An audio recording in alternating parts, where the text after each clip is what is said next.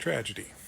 Does anything get Christians more bricked up than when fellow believers succumb to a natural disaster or some epic tragedy of any sort?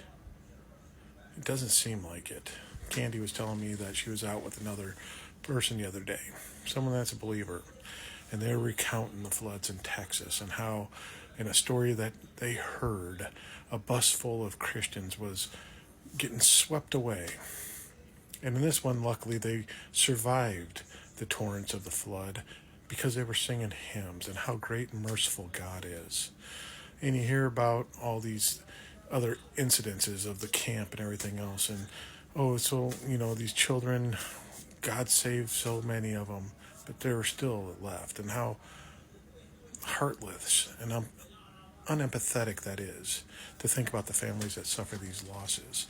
I think about the Hawaiian fires a couple years ago in the Bible that stood alone in the pew on the church, while around them the landscape was desolate and barren, wiped out by all the fires, but God's word was preserved.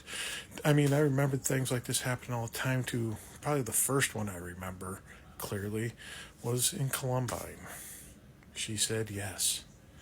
And that tragedy just exemplified how much faith someone had, and we had to be glorified in that. We gave our lives as Christians in service to God and defending our beliefs in Him.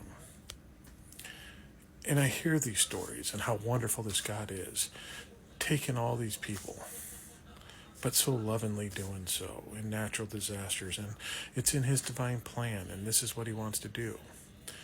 But I never hear these stories coming out when I see people living by the Dead Sea losing families and members because of airstrikes from another power. When migrants and immigrants are in this country and taken away and separated from their families.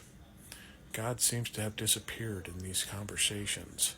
It's not, oh, this good Catholic family that was here illegally got separated. How wonderful is God? No. It's never brought up. It's justified because it doesn't affect them at all. It doesn't bolster their faith. It doesn't exemplify how wonderful their God is. That He can save and pick and choose which ones of His believers He's going to take away and let them live longer, and which ones He's going to welcome to His bosom in the gates of heaven. Tragedy.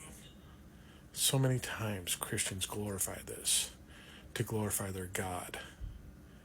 And it just needs to be what it is. A sad time for a lot of people that need other people to come around them and not lift their God up and hover it over them.